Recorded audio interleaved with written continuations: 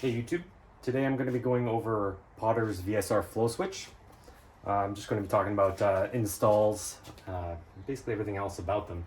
If you want, just take a quick screenshot of this board. This covers the majority of the information that we're going to be covering. These are approved for indoor and outdoor applications. They're good for 4.5 degrees Celsius up to, I think it's 49 Celsius, which I think is around 40 Fahrenheit to around 120 Fahrenheit, if I'm not mistaken. The maximum surge you're allowed to have on this is 18 feet per second, so you can't have something hammering on it, which kind of just leads into the next point. They cannot be installed on dry systems. You put this on a dry system, that water hammers in. Dry preactions, either one. You put them on one of those systems and that water hammers it, it's very likely going to damage the paddle flow on this thing. So we're going to get right into it. Just gonna go over a couple of things. This is a should, so it should not be installed within 6 inches of a fitting which changes the direction of water flow.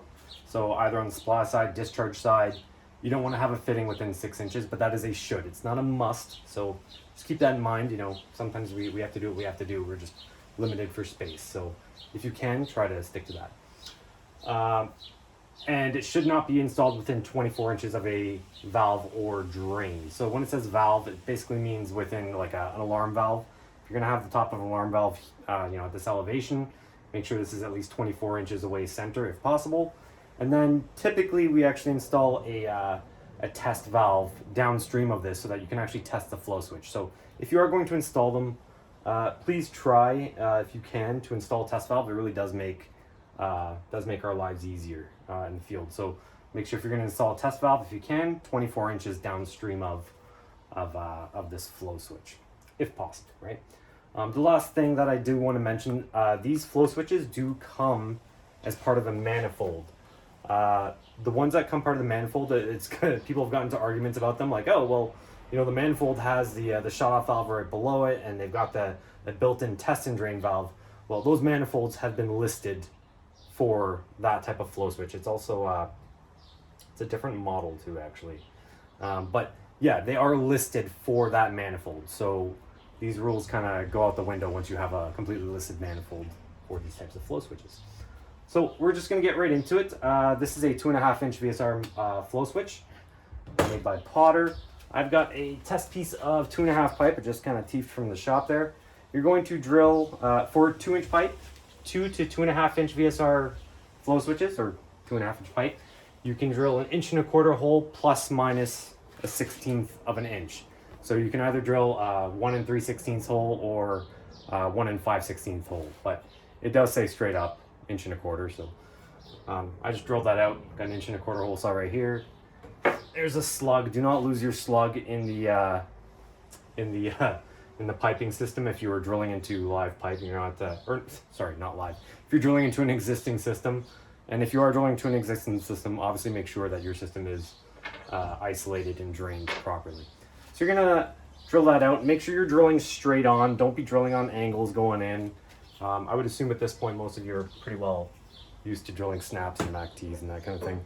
You're gonna use a 1/2 round bastard file. You're just going to file out the edges. Just gently file it. Make sure you just feel it. Make sure it feels smooth to the touch, right?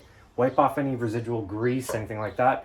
You're going to use the round side of your bastard file. Let me see if you can see what's going on. Round side, make sure you're filing the inside as well, right?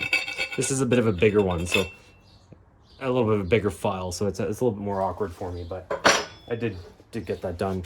Just kind of feel on the inside gently. Make sure you're not feeling any burrs or anything like that, right? So once you have your pipe, obviously normally this should be like installed on a vise or something like that. You're going to take your flow switch.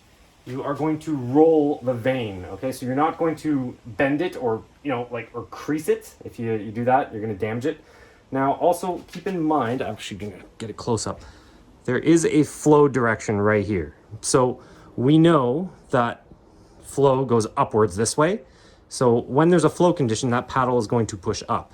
So it actually makes most sense to roll it this way, right? Don't roll it in the opposite direction because now it's not gonna catch water quite as well.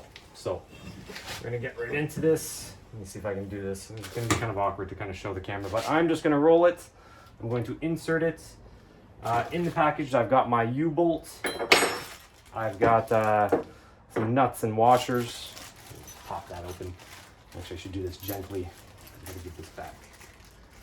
I'll take this up. Probably should have had that taken out prior to this video, but it is what it is.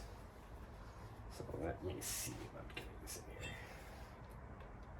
Right. Oh, and also just before you install that, just double check. Make sure your gasket's in there. You might just need to kind of give that a little tamp down. It might help. Just push that in. Right. Just make sure your gasket's in there in the housing. Right. I was trying to look this up. I don't know what the gasket's made of. Most gaskets and sprinklers are typically made of EPDM rubber, which is ethylene propylene diene monomer, if that means anything to you. But I could not see whether or not what type of rubber this was, because I was wondering if you're allowed to install a little bit of Vic lube, but couldn't answer that for you. So as you got that on, right, you can see that I've got that inserted. Now, you're not always going to have the luxury of this, but that is inserted in there. We are going to mount our U-bolt, push that right through. We are going to put our washers on each side, not each side.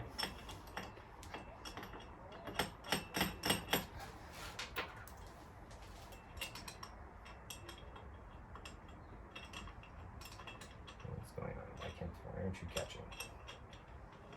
There we go. It feels a little stiff. That's okay, we'll get her. All right, so evenly tighten up your nuts on each side. Just go hand tight on each one, and then start tackling it with a socket wrench or an adjustable, whatever you got. I got an adjustable with me, so adjustable it is. Now, I don't have a torque wrench on me, so I don't really know what 10 feet per pound is, but we're just going to feel it out.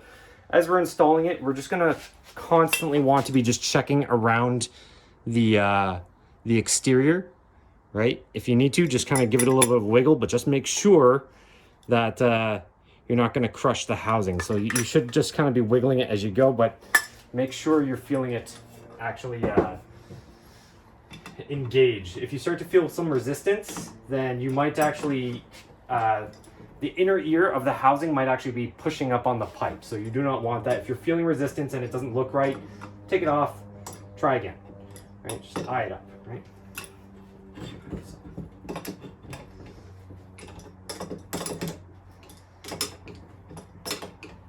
Again, I know in the field you're not going to have the luxury of spinning the pipe like I've got it right now, but this is just for edumacations. That's why we're doing this. So there we go. That's more or less it. That's pretty much it. So you can see what it looks like on the inside there. There's your vane, right? So it goes through. So basically, the direction of flow, let me just... well, we already know there's an arrow on this side. So obviously if I were installing this on a riser, here's my alarm valve. You got to make sure that we're installing it up. So just for the sake of this video, I'm just going to put a little arrow up here, maybe in a few different spots, so we all know. Cool. That's pretty much it. If you are installing onto copper pipe, you need to order a vsr-cf. If you are going to install this horizontally, make sure that it's above the horizon. So when I say above the horizon, it basically means install off the top. And the reason being is if you install this off the bottom like this, all the sediment and all the gunk, all the shavings, all that fun shit just gets caught right into the bottom of that bushing down there. So we really don't want that. That's just going to cause problems for us. That's not the way to go. So yeah, make sure you got it above the horizon like this. And if you can, obviously, not if you can, I mean realistically, always make sure these are accessible. If you can't access it, well, what good is that? One day you're gonna have to do some service to it or something like that, and you're just kind of caught without being able to do it. So we're gonna open this up. Oh, I never mentioned So this was the one I drilled. It's 2.5 pipe. I ended up drilling a 1.25 hole. If you're installing a 3-inch to 8-inch VSR flow switch, then it's a 2-inch hole plus minus 1/16. So maybe like a 1 15/16 hole or 2 1/16 hole. So that's pretty straightforward. There's not really much to it. And I think the board more or less covers everything else. We went over all that. So without further ado, we're just going to open this up. You can see what we're looking at on the inside. I give you this little Allen key tool to take it off. It's a security bit Allen tool. I think this is just kind of like a universal Allen key that Potter gives you. But in all honesty, I've done other videos for flow switches. I've done like a PS40. I've done a PS10. I've done a full explanation on a wet alarm valve where I set up, where I was just talking about like a PS120. At the end of the day, they are all the exact same. There is no difference. These are basically just change of state switches. So it's like a light switch. Something's, there's just going to be a change of state once the input circuit changes, right? So the only thing that's kind of special about these is there is a delay on this. So we can set it to 0 and it will instantly change the state. You can actually kind of hear it. It will change states if you listen. You hear that little click? And then as we increase the dial, there's what's called, there's just a retard on this. It will actually change how long the paddle will have to stay engaged before it changes states. So as I hold that, we should hear a click. Or maybe not. We're going to put a meter on it in just a second. We will put a meter on it and we will test it. But basically the point is we can adjust it. I believe it's up to 60 seconds. It might be 90 seconds actually, but we'll check it out. We'll time it ourselves with the meter. And I will also just prove, I'll keep it on 0 and we're just going to prove it. This is a 2-pole switch. By 2 poles, basically it means you can have this, when it changes state, both poles are going to change state at the exact same time. And all that basically means is, say for example, you wanted to have one set of wires go off to your local monitoring panel, that's cool. You can bring in another set of wires on this side, use this pole to go to maybe a 120 volt electric bell or something like that. So that's pretty much that. If it wasn't obvious already, so I will just show you, if you kind of keep an eye on this little pole here, I'm just physically going to push up on this paddle and you can see how that changes that pole. So it's just on a lever and that's all that is, right? Now, some people will argue, or I don't want to say argue, but some people don't want to flow water, and what they'll do is they'll just take the cover box off. They're just going to pull this toggle and test the switch and say, oh yeah, the switch works. That is not an acceptable flow test. You have to actually flow water downstream to actually prove that that paddle moves with a flow of water. Me physically pushing this down to change states, that doesn't cut it. That does not fly as per NFPA 25. You actually need to move some water somewhere in order to test these switches. Now, sometimes I've gone to buildings where someone installed one of these and there's no test valve to be found, or there'll be a test valve, but it's not piped to a drain. So like it requires me to run hoses or something like that. 9 times out of 10, it's they'll give you like a 1/2-inch ball valve or something and you got to run a garden hose, which is also unacceptable. That you need to simulate the test valve you have. Really, if you're going to install like a 1-inch test valve, it should terminate, it must terminate with the same bore orifice size as the smallest sprinkler head on that system, right? So once you install this flow switch, it's an alarm flow switch, that is considered its own zone. So anything downstream of this switch, if you've got K11.2 sprinkler heads all installed throughout the building, but then maybe someone brought some down pieces down on this same system and they installed K5.6 heads into offices, well, the entire 99% of that system might be K11.2 heads. However, just because now that you have that one head that's in an office that's K5.6, that test valve has to terminate in a K5.6. So you could install 1-inch ball valve or 1-inch globe valve, ball valve, whatever. You can install a 1-inch test valve, but it needs to go over to a safe draining location.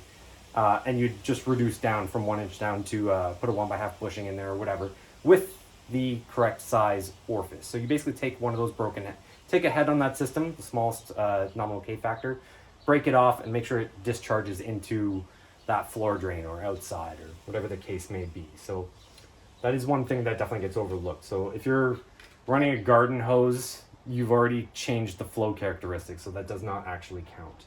I'm going to just put this onto continuity. I'm kind of a big continuity guy. So as we know, continuity is just open or close contacts.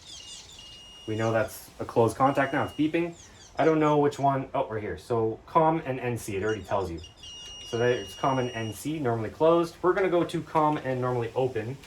In fact, what I think I'm going to do is I might just open this up a wee bit. Maybe I'll just stick my my leads right in there. That way I can be hands-free. Let's do that. Woohoo!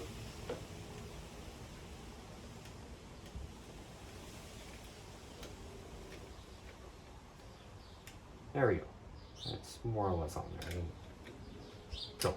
So as I change states, you hear that click and it changes. Right, that makes sense. I'm going to just bring this up right to the camera so you guys can see what I did. So I just stuck my leads onto COM and normally open. I'm just going to flow water, so I'm going to push this open. And there we go. That would have initiated a flow alarm. So now we're going to adjust this ever so slightly. Let's maybe go to this first setting. Usually it's labeled like A, B, C, D. This does not have anything. And I'm going to do the same thing. I'm going to push up on here. Or I'll just push here now. We've seen how it works. I'm going to pull down, and we can time it, and it will eventually change states, but there is a delay on it.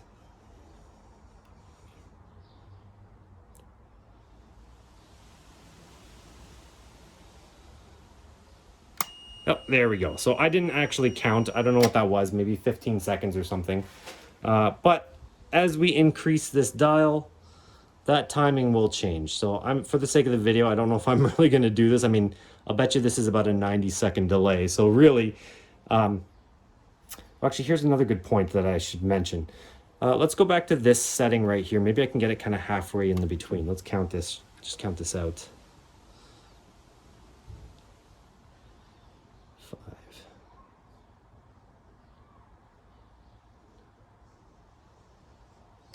So that took 11 seconds for that change of state to happen. So another thing about this is every time that this trigger goes back to its normal seated position up there, that timer will reset itself. So we just counted this was a 10-second delay. Well, if I hold this for 5 seconds or 6 seconds down and then I release it, so that was about 4 or 5 seconds, 6, 7. I'm going to release it. I'm going to pull it back down again. That timer has restarted, so that signal's not going to go off until about another 6 seconds of me talking. So down to about another 4. Yeah, there we go. So there you go. That's how that works. It does, every time it re-engages itself back to normal, its normal seated position, that delay, that retard will reset itself, and that it needs to be constantly in the actuation position in order for that alarm to go off for the full duration. So these types of switches are very common in what's called shotgun risers. I don't know if it's worth it. I could always put these leads onto the other side. It's the exact same thing, so I'm probably not going to bother doing that, to be honest with you. But that's that. So it's exact same as a PS10 flow switch, exact same as a PS40, exact same as a PS120. It's a change of state, as you just saw. It changes state. We can give it a bit of a delay. So these switches are very popular in shotgun risers. I don't know if I'm going to get into too much detail about it. I really just want to talk about these flow switches themselves. Any system that doesn't utilize pumps, basically, like for example, you'll have an incoming into a building and maybe just a backflow. You maybe have one alarm check valve, perhaps, probably not actually. You wouldn't even need it theoretically for a shotgun riser. So you just have your backflow, then maybe on your header it tees off to 4 different risers. Maybe I can draw this out just to kind of like show you what I mean by a shotgun riser. Hopefully you got all that. If not, go back in time on this video and snap that, screenshot that, whatever you want to do, I don't care. It's gone now, you've lost all the information. So these are very common, like I said, in shotgun risers. They are also common in large systems. If you have large wet systems, even with pumps, they are common in that too, because they are much more sensitive to water flow conditions. So let's go right back to what I was just talking about for a shotgun riser. So let's say you've got an incoming into a building. You've got a DCVA double check valve assembly. Here's your header right here. Comes up, up, up. Whoa, I'm about to lose my board here. What's going on? This goes up, up, up. And then, what do we got here? And then we're going to have our Vane flow switch. Maybe I should have put it right here. All right, you know what? I'll just go like this. I don't know why I'm doing that. I'm done. Right? Here, here, here. Right, we're going to have a control valve on each one, like this. Like that. I guess technically speaking, we're going to have 2 control valves on our backflow. This is just our grade level, right? So, as discussed before, you got to be certain distances away from everything, 6 inches from a fitting which changes directions, or 24 inches from a valve or drain valve. We are going to come up. We're going to have a test valve here. This will be a 1-inch globe valve, composition disc globe valve straight. We're going to come over here. We're going to come down. There is going to be a floor drain right here. And I'm going to put a 1/2 hex reducer coupling. And I'm going to terminate in into a K5.6 head, because the smallest head on this system is K5.6. Right? So the reason we'll install these on shotgun systems, the same thing, the same idea, test connection, blah, blah, blah. We'll just use this one as our example. If there is an incoming of, let's say, typically 50 PSI from your underground, we're going to say 50 PSI. Well, on these types of systems, they're great for sprinkler guys, great for installers. We just open up our valve, let her fill up. That's awesome. We are now going to have 50 PSI on the supply side. We're going to have 50 PSI on the discharge side of our backflow. If someone was actually really nice, if they're smart about it, they will actually also install check valves right here. That everyone loves to see check valves just downstream of their control valve. That's always nice. So that way, when we fill her up, so we're going to fill this up. Every system itself is also going to have 50 PSI. 50, 50, 50. It's the same thing all across the board. Now, as we are filling up, we're going to have a delay on our VSR flow switch. We're going to max it out to 60, we'll call it 90 seconds. I'm going to call it 90. We're going to max it to 90 seconds. So as I'm filling up this system, if I'm flowing water constantly for 90 seconds, we are going to get a flow alarm. And then once we're done filling up, everything is equalized. We've got city supply and discharge pressure equal to 50. That flow will stop. That flow switch is going to change states back to normal again. And then that alarm will clear once you hit reset on the panel or whatever. Now, what is common with what's happening with shotgun risers is you are susceptible to surges in the city supply, or I'll just say supply. I don't like using the word city, but you will get surges in the supply pressure. Typically, it's from a municipal source like city, and it will bump the backflow open. It is going to bump all of your systems a little bit. Those flow switches are going to slightly change states. So if you do have a change in state, and you set that to 0 delay, well, you're going to get a false alarm. So sprinklers is kind of that fine line. We always want our alarms to come in as soon as possible. The sooner you get the alarm, the sooner people can evacuate, the safer everyone is. On the downside though, with systems like this, is you gotta kind of pick that happy medium. You don't want to set a 0 delay on a shotgun riser, or else you're just gonna get false alarms all the time. In the middle of the night, you get a city surge and you're gonna get flow on zone 3, 1, 2, 3, right? You're gonna get flows on all of them or whatever. So you will want to set the delay accordingly. And another thing where we have started to see these installed are very large wet systems. And what I mean large is I just mean like high volume wet systems. As per NFPA 25, you require an audible signal within 5 minutes of a water flow condition. So I'm just going to quickly draw this out. If I have, I'm just going to draw a basic wet alarm valve. We've kind of gone through this. I'm going to assume you all kind of know what that is at this point. We've got an alarm valve.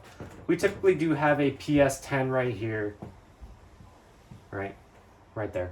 And what's been happening in the past, or what just kind of happens in general, is you'll have a very large system. Let's say that there's no fire pump here. This was just pipe sized back in the day, or whatever. It's just very large piping. Let's call this 12-inch pipe right here, right? A 12-inch system. It's not going to be that big, but whatever. Let's just pick that as a number. You are going to have a massive amount of volume in this system. Now, let's say, for example, this is just one general alarm valve, which actually supplies like an entire warehouse. And within that warehouse, it's a mix. You got ordinary hazard and you have light hazard. So light hazard would be your offices, and your offices are typically going to be K5.6 sprinkler heads. So what you would see is, you're going to open up your inspector's test valve at the very end. So let's just go like this. I'm just going to put this down into one pipe. You're going to have here, at the very, very end of your system, for a wet system, you can put the test valve anywhere, actually. It doesn't matter. But let's just, for the sake of what's best, it's the very end of the system. We come down, we got a test valve. This comes out in K5.6 because it's the smallest orifice size, because like I said, it's in an office. I open up that valve, I start my timer, I'm beginning my time. I need to get a flow signal, whether it's from the PS10, from anything, it doesn't matter. I need to get a flow signal within 5 minutes. Now, that might seem like a long time to go before you get a flow alarm, but you gotta think, massive volume system, if we're pumping this up, like let's say for example, you got an incoming water supply of 50 PSI, and then we are utilizing a pump to pump up this system. Let's say we pump this system up to 150 PSI. I'm gonna change this to a mid. We're gonna go to 150 on this side, right? So as I open up that test connection, I've got an automatic excess pressure pump that turns on at 140, off at 150. My low pressure comes in at, I don't know, let's call it 100 PSI. Well, I'm not gonna get the PS10 flow until my system pressure goes down to 50, right? So as I'm losing pressure, you've got such a high volume and such a high pressure all trying to squeeze out of a single half-inch K5.6 orifice.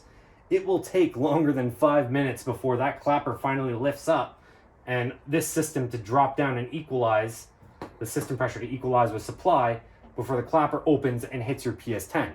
So what they've done is they will actually just install a water flow switch right here, a VSR right there, VSR.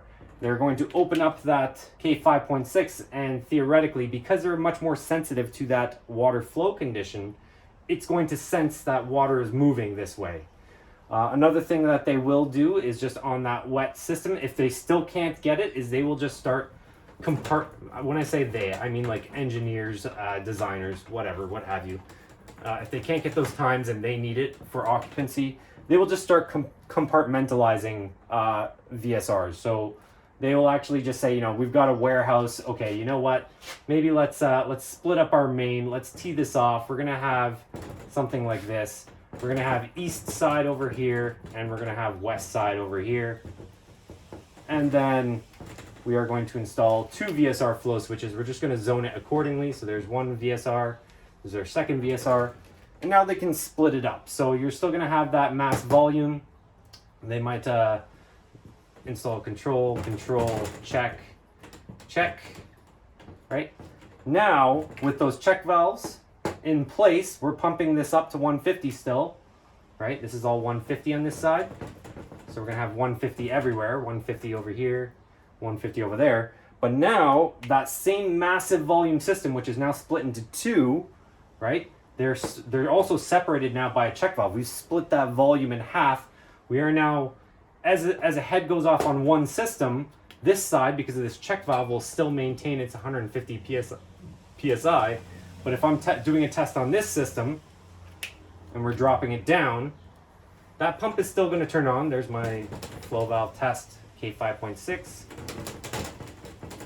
This system is going to rapidly drop. This header will drop, but anything downstream of that check valve will stay locked in at 150 psi. So they will start doing stuff like that. They'll compartmentalize, and then they will also give flow switches their own zones and program them accordingly onto the panel. So that's kind of a quick rundown on VSRs. I showed you how to test them. You can test them without wiring.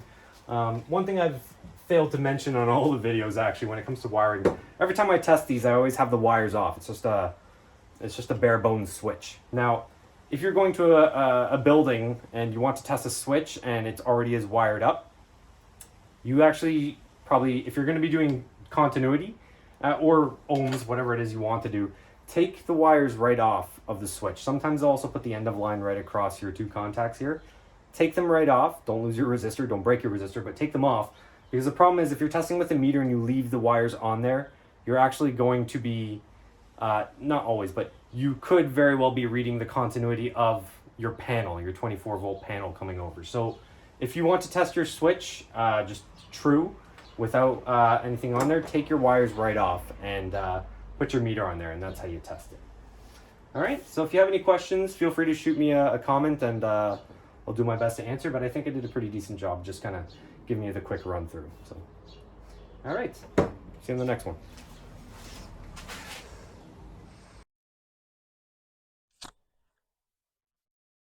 Hey guys, just before I end this video, I just want to quickly talk about safety with switches, especially when it comes to flow switches.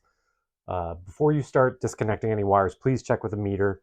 Make sure you're not reading any 120 volt or anything higher than that. Anything higher than 24 volts, basically, don't touch those wires. Make sure you shut the power off to it.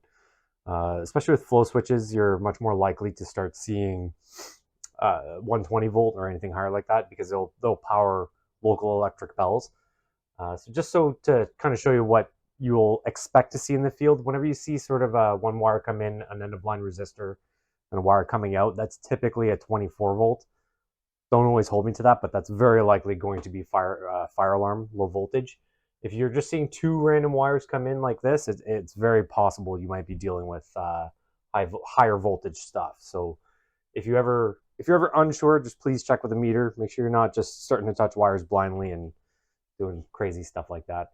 Sometimes you might actually see two pairs of wires come in instead of like this. You might actually see something like this. So you have like a black and black like that, and then you'll have like a red and red on normally open. It might not necessarily be on normally open. It might be on normally closed. I'm not sure. Kind of depends what kind of fire alarm panel you have, what the module wants to see or whatever. But it'll look like that, and that would be Class A wiring. So you'll have two pairs, and this will likely go into a module or something like that that lights up once it changes state. So this would also be low voltage, but point to the biggest lesson to take away from here is if you're unsure, you're just seeing wires into a switch, always just check with the meter, just put it on voltage, just check, make sure you're not reading high voltage. If it is, then just stop what you're doing, kill the power to it before you start disconnecting wires, and go on from there. So, all right, I'll see you in the next one.